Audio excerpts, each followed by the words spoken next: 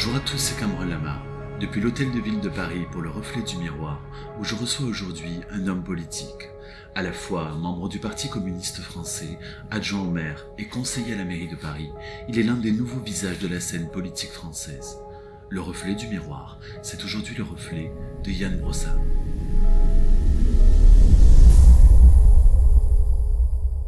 Bonjour Yann. Bonjour. Merci beaucoup d'avoir accepté notre invitation dans le Reflet du Miroir.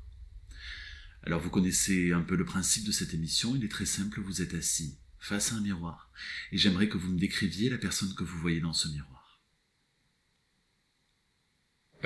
C'est difficile comme exercice, d'autant que j'aime pas beaucoup me regarder dans le miroir. Je dirais que je vois quelqu'un d'à la fois plus ridé et plus serein qu'il y a quelques années. Voilà, en tout cas, je suis plutôt heureux de ce que je suis devenu ces dernières années.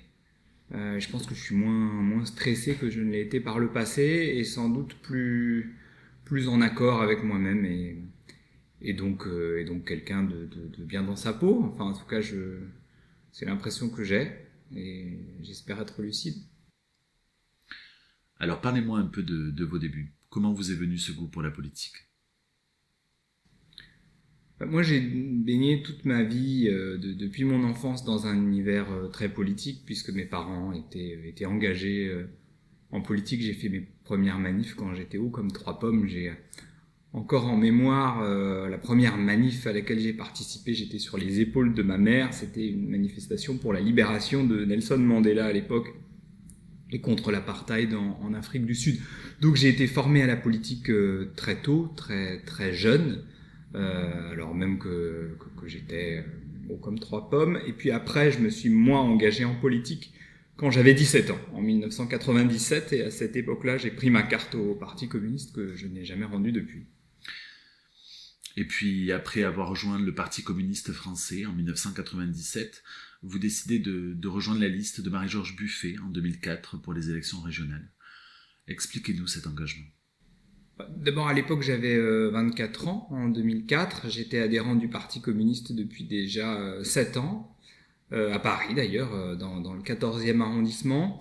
Et puis Marie-Georges Buffet était notre tête de liste aux élections régionales en Île-de-France.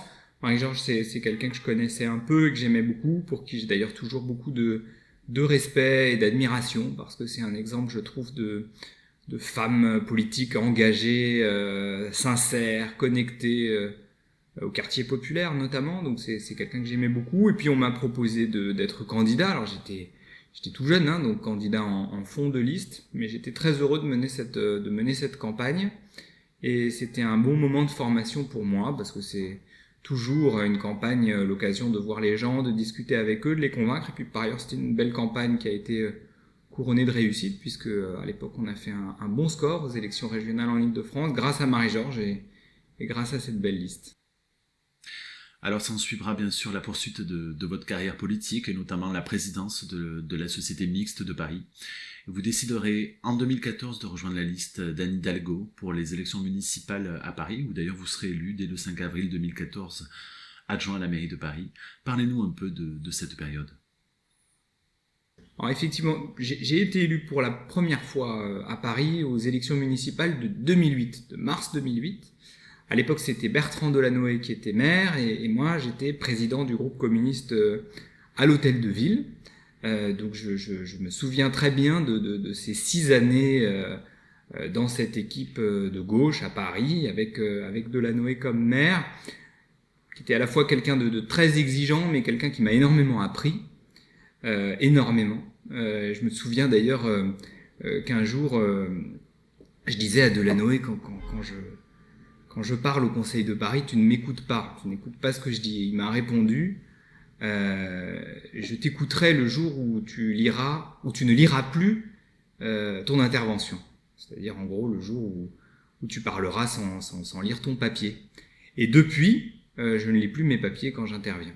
Et c'est vrai que, y compris quand je dois faire des interventions publiques en Conseil de Paris ou même en meeting, je m'astreins à ne pas lire mon papier. Donc ça, c'est grâce à Bertrand Delanoë.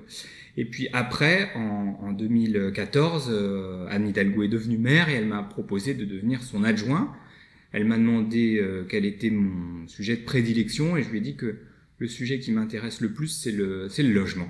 Voilà, donc je suis depuis son adjoint en charge du logement. Et d'ailleurs, le logement est toujours un sujet qui m'a intéressé, même si ça ne correspond pas à mon métier, puisque de métier, je suis prof de français. Mais j'ai encore un souvenir très très précis d'enfance, quand j'avais 5-6 ans. Mes parents habitaient dans le 19e arrondissement, dans un quartier qui était très très populaire, dans lequel il y avait beaucoup d'appartements insalubres, et je me souviendrai toute ma vie d'être allé voir une amie d'enfance qui vivait dans un logement totalement insalubre à côté du local poubelle. Et c'est, je crois, quelque chose qui m'a marqué à vie, parce que je me suis dit à l'époque qu'il y avait quand même une injustice terrible à voir que quelqu'un qui était dans la même classe que moi puisse vivre dans une situation pareille. Donc, en tout cas, c'est un souvenir qui est resté gravé dans ma mémoire et qui aujourd'hui contribue à l'engagement que j'ai sur cette question du logement et de l'habitat encore aujourd'hui. Alors en 2019, vous devenez la tête de liste du Parti communiste français aux élections européennes et les Français, pour beaucoup, vous découvriront à l'occasion de cette élection. Parlez-nous de cette campagne. Oui, d'abord c'est une campagne que j'ai aimé conduire au nom de mon parti, le Parti communiste. Moi j'aime bien les aventures collectives, donc les listes, ça me plaît. J'aime bien les candidatures où on n'est pas tout seul mais où on est plusieurs. Et donc en l'occurrence c'était le cas, puisque c'était une liste de 86 noms. J'ai aimé mener cette campagne, même si elle a été rude, difficile, même si les élections européennes sont souvent très éloignées de la vie quotidienne des gens. Et puis pour moi qui suis élu parisien, c'était aussi l'occasion d'aller ailleurs et de sortir de ma ville. Donc j'ai découvert beaucoup de choses et j'ai aimé ces moments-là. Ouais.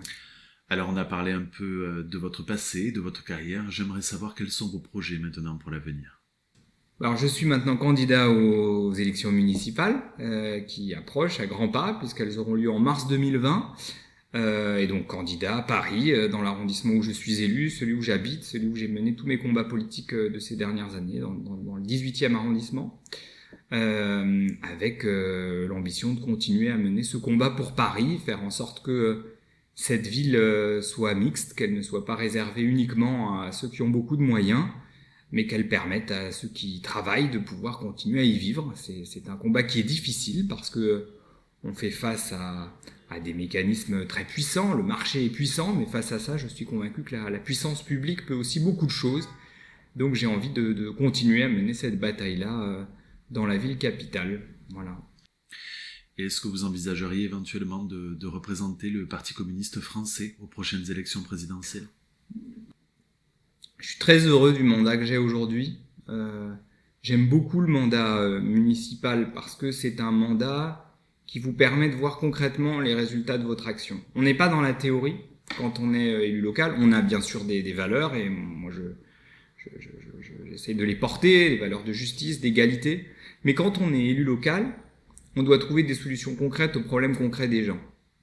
Et c'est ça que j'aime. Donc le mandat local me va finalement assez bien. Je dis pas que je serai pas candidat un jour à une élection nationale, mais enfin en tout cas le mandat local me plaît et aujourd'hui j'ai envie de continuer à mener ce mandat local. Et puis j'aime bien parce qu'on a quand même un rapport direct aux gens. Quand vous faites mal votre boulot, les gens vous le disent directement. Moi dans mon quartier, les gens viennent me voir et me disent là vous avez fait une erreur, là vous avez livré un bâtiment et il y a des malfaçons dedans, ou alors à l'inverse ça se passe très bien. Donc moi j'aime bien ça, j'aime bien avoir le retour un peu immédiat des gens, donc le mandat local c'est ce que je préfère. Alors les Français vous connaissent comme un homme politique, engagé pour défendre ses idées, mais vous êtes avant tout un homme de cœur, et en 2011 vous devenez l'un des rares hommes politiques français à faire son coming out. Comment avez-vous vécu cette période ? J'imagine que les choses n'ont pas été simples et que on n'a pas forcément été tendre avec vous. Je peux pas dire que c'était une épreuve très très difficile. En tout cas, moi, j'ai pensé que c'était utile. Bon, d'abord, j'ai fait mon coming out à l'occasion d'une interview où on m'a posé la question. Je me suis contenté de répondre à la question. En fait, j'ai jamais imaginé faire autre chose que de dire la vérité. On m'a posé la question, on m'a demandé est-ce que vous êtes gay ? J'ai répondu oui. et je trouvais que c'était normal. Bon. Et puis par ailleurs, moi j'ai été très marqué par le coming out de Bertrand Delanoë à l'époque. Lui était courageux de le faire à l'époque, puisqu'il était le premier homme politique français à l'avoir fait, au début des années 2000 je crois, ou en 99 peut-être. Et puis par ailleurs, moi je pense qu'il est très important que des personnalités publiques et donc des responsables politiques fassent leur coming out quand c'est possible pour eux. Évidemment que c'est parfois plus difficile s'ils n'en ont pas parlé à leur famille. Ou... Enfin, moi, j'en avais parlé à ma famille était parfaitement au courant, mes amis étaient au courant, mon entourage était au courant. Donc, je n'imaginais pas me dérober à cette question-là. C'est très important de le faire, parce qu'il est important, je crois, de banaliser l'homosexualité, de faire en sorte que les gens puissent se dire que ben voilà, on peut être responsable politique et être homo et voilà, parce que ça contribue à faire en sorte que un jeune puisse se sentir plus à l'aise dans ses baskets s'il ne l'est pas encore, et donc voilà pourquoi je l'ai fait. Je considère que ça faisait partie de ma responsabilité de début. Alors on va passer maintenant à des questions un peu plus généralistes, et je souhaiterais savoir quel regard porte Yann Brossat sur la société actuelle. Je trouve que c'est une société dure. Je trouve qu'on vit dans une société assez cruelle, qui au fond vous laisse souvent un peu seul quand vous êtes confronté à des difficultés. Moi, si je suis communiste, c'est parce que je considère qu'on s'en sort mieux quand on est tous ensemble que quand on est chacun de son côté. Et donc je pense qu'on devrait construire une société plus douce et plus à même de tendre la main à ceux qui sont en difficulté. Voilà, moi je n'aime pas l'idée qu'on vive dans une société qui vous laisse seul face à vos problèmes. Le rôle de la société, c'est aussi de vous tendre la main quand vous êtes en difficulté. Voilà. Et si vous aviez un coup de gueule à passer, lequel serait-il ? C'est sans doute celui-là, c'est que nous vivons dans une société très inégalitaire, une société dans laquelle vous avez des gens qui se gavent à un bout, puis de l'autre des gens qui n'arrivent pas à boucler leur fin de mois, alors qu'on est dans une société qui est quand même extrêmement riche. Donc c'est à la fois un coup de gueule et puis un engagement pour le partage. En tout cas, moi, c'est le combat qui m'anime. Alors on dit souvent des politiques qui cachent derrière leur engagement, derrière leurs idées, parfois une grande sensibilité, parfois même de dures épreuves. Est-ce que c'est le cas pour vous ? Oui, bien sûr. Moi, j'ai traversé enfant des épreuves difficiles parce que mon grand-père a été en prison alors que j'avais 3 ans. Il a été incarcéré en Israël pour des motifs d'espionnage. Il a fait 20 ans. Et je ne serais pas devenu l'homme que je suis aujourd'hui sans cette épreuve-là. Donc oui, bien sûr. Mais par exemple, moi, j'ai jamais cherché à masquer ma sensibilité sous un air cynique. Et donc moi, j'assume cette part de sensibilité-là, parce qu'il n'y a pas d'un côté l'homme qu'on est et d'autre part l'homme politique. Pour moi, c'est un tout. Et mes engagements sont nés des épreuves que j'ai traversées dans ma vie. Voilà. Et avec le recul, est-ce que vous avez des regrets ? Est-ce qu'il y a des choses que vous auriez aimé changer de votre passé ? Non, je regrette rien. Bon, après, c'est un peu mon caractère aussi. J'ai tendance à prendre les échéances les unes après les autres et à ne pas trop regarder en arrière. Je préfère regarder l'avenir. Et en l'occurrence, j'ai plutôt l'impression d'avoir fait ce qu'il fallait faire au moment où il fallait le faire. Je dis pas que j'ai tout bien fait, mais j'ai plutôt envie de continuer dans l'action que de gémir sur ce que j'ai mal fait par le passé.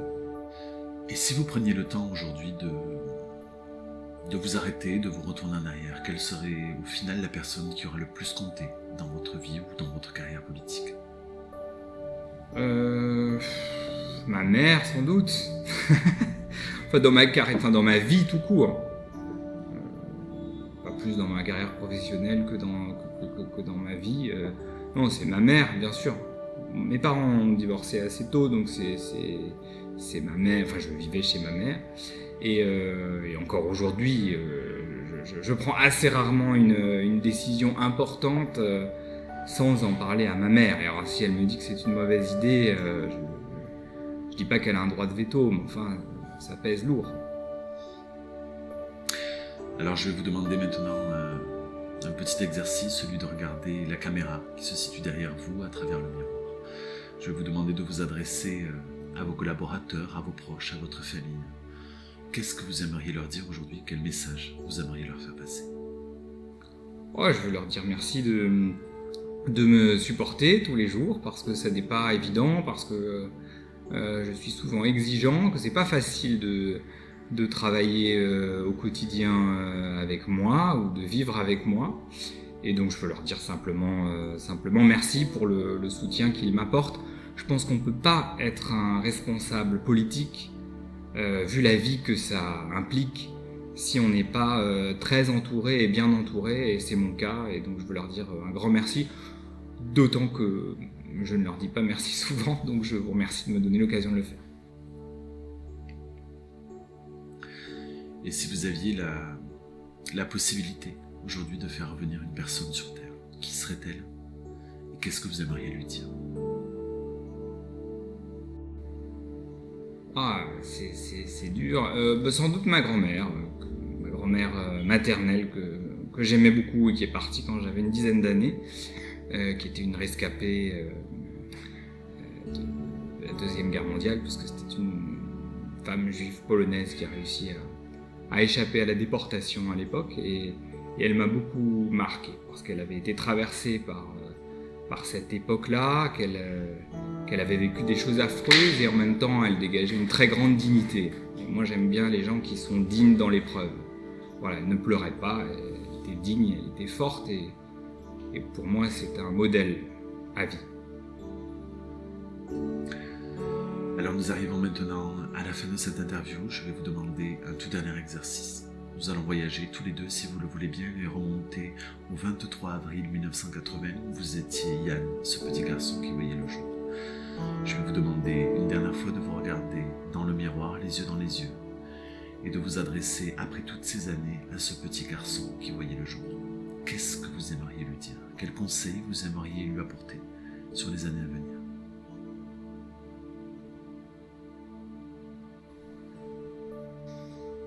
Moi, j'aimerais lui dire de se tenir droit. C'est la principale leçon que ma grand-mère m'avait donnée à l'époque. Tiens-toi droit. Je dis pas que je fais toujours ça. Mais enfin, en tout cas, c'était un conseil à la fois physique et moral. Et je pense que c'est important de se tenir droit dans l'épreuve. Donc, tiens-toi droit. Merci beaucoup Yann pour avoir accepté notre invitation dans le reflet du miroir. Merci.